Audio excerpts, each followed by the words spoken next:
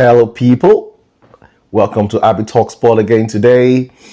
It's the match day 3, Arsenal v Liverpool. Let me say Liverpool v Arsenal at Anfield review. Just a quick one on how the match went. How Liverpool beat Arsenal. I know it was a bit sad. I don't know, but then it's a different narrative in the English press, right? And on Twitter, on social media, it's a completely different narrative on that game. But let's start. So, was Arsenal Liverpool against Arsenal? I keep saying Arsenal Liverpool in Anfield. Premier League last year's champions versus the runner-up Arsenal.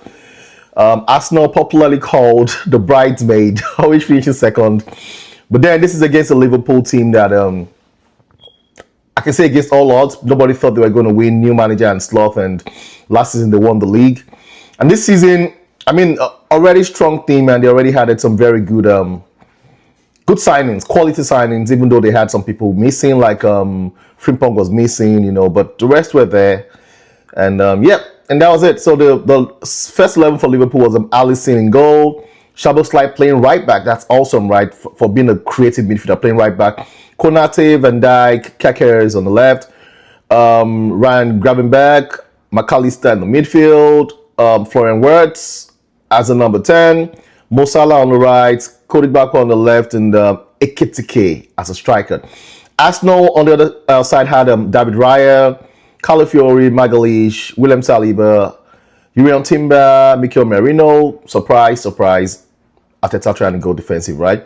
Zubimendi, Declan Rice, Gabi Martinelli, Madueke, and Gyökeres. Of course, Arsenal also had Saka injured, had Odegaard wasn't match fit to start the game.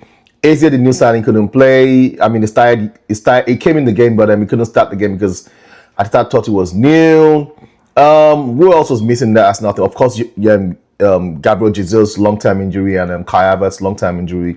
Trossard wasn't really fit as well, but he was in that team. Who else? I think that was it. That's the injury list for of course Ben White was injured as well.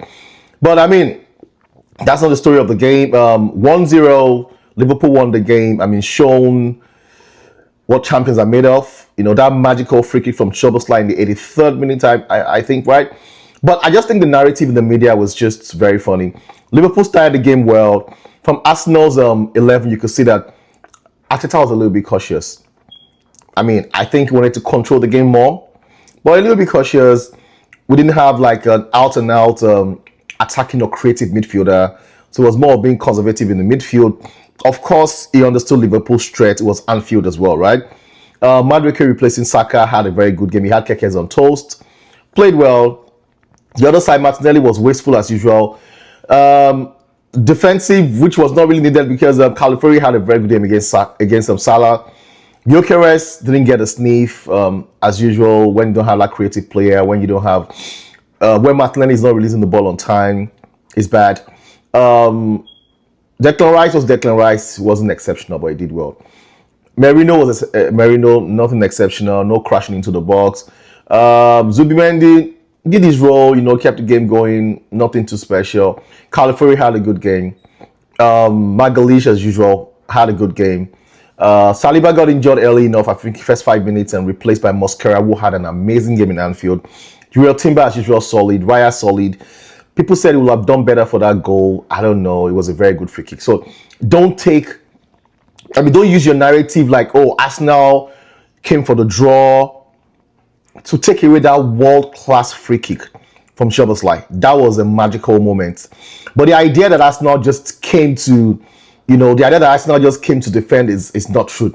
First half, Arsenal actually, first 10 minutes didn't play well, but they came into the game, controlled a fair bit of that game, had more possession, more shots, more touches in their position box. So where the idea that Arsenal came to defend, I don't get it. Yes, there was no Eze to start, there was no Odegaard, but Arsenal still did better in the first half. Second half, Liverpool came into it, and I thought Mikel could have made his changes early, right? But Konate got injured as well. That's a big worry for France, right? Konate and Saliba, the starting centre-back pairing. Then for Liverpool, you had College Jones coming from McAllister in the 61st minute. Keza came in for Ekitike, who had a quiet game as well. Even though there's a lot of hype about his physicality, but he had a very quiet game. He didn't get a sniff. It was not a game for the strikers, let's put it that way. It was more conservative and that kind of game, right? Keza came for Ekitike, Joe Gomez came in for Konate when he got injured, and then Endo came in for Florent Wirtz, who had a pretty quiet game for his standard. He hasn't really lit up the Premier League, right? For Arsenal, like I said, Saliba got injured in the 5th minute. Mosquera came in and had an amazing game. Like, you wouldn't know he's 21-year-old, in Anfield. Merino came out for Odegaard. I thought 70 minutes was a bit late. We could have done that earlier. The second half, we could have created more because Liverpool were there for the taking. Arsenal were conservative. Liverpool were there for the taking, Then we had Eze coming for Martinelli as well. Martinelli was wasteful. He ran the channels, but he doesn't really do the ball on time. He's always looking down, not looking up. And one of the reasons why I just thought, I don't know, I think this new Arsenal don't really need Martinelli. Yes, his pace is there, but with pace, I'm not really doing much, not creating.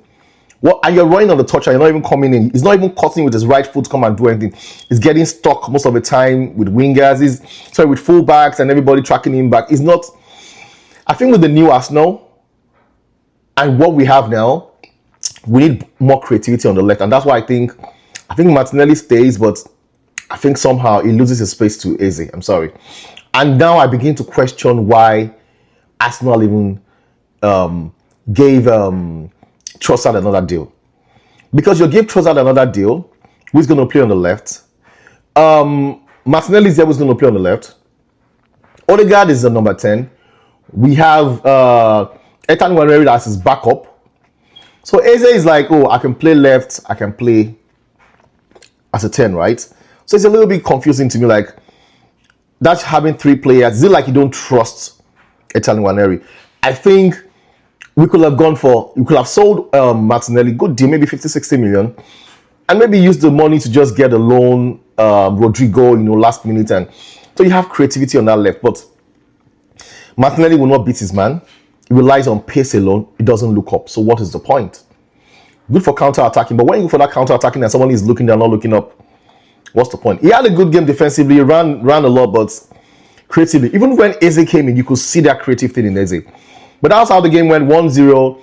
I'm not going to say anything was really better. I think it was kind of balanced out. And the narrative from Gary Neville, Carragher, and the rest of them, Erin Winter, saying, no, Liverpool deserve to win. I don't think so. I think it was well balanced. And there's something you need to just, respect and slot for what he said. He said, if that game is played 10 times, the same way, it will end 8 times in a draw. Arsenal winning 1 and Liverpool winning 1. That is a fair analysis of that game from the manager. So wherever is saying, oh, Arsenal, yes, we're conservative, but there was a reason. You're in Anfield. And Gary Neville saying, no, Arsenal always have a problem against the top 6. No, the last 3 seasons, Arsenal are unbeaten against the top 6. And I've done well amongst all of them and never won that league. So you saying that you need to do well with the top 6 to win the league, it's a lie.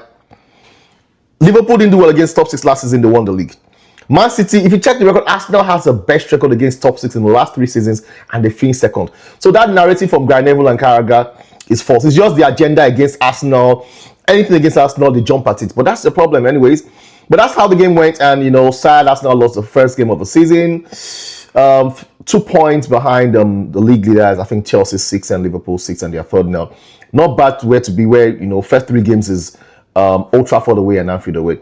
So that is it. International break now. 2 weeks break. We're back again in 2 weeks with that game against, where are we playing again? Is it Nottingham Forest, right? I hope the players will be back and Arsenal will be ready to get the 3 points. But not a bad game. We'll take it that way. And up the Arsenal. That's it. I support Arsenal. I love Arsenal. And we've done well in this window. We can win the league. All right, guys. If you have not yet subscribed to my channel, ABITALKSPORTS, go down there and subscribe. Give me your thumbs up. Support me. All right. Bye.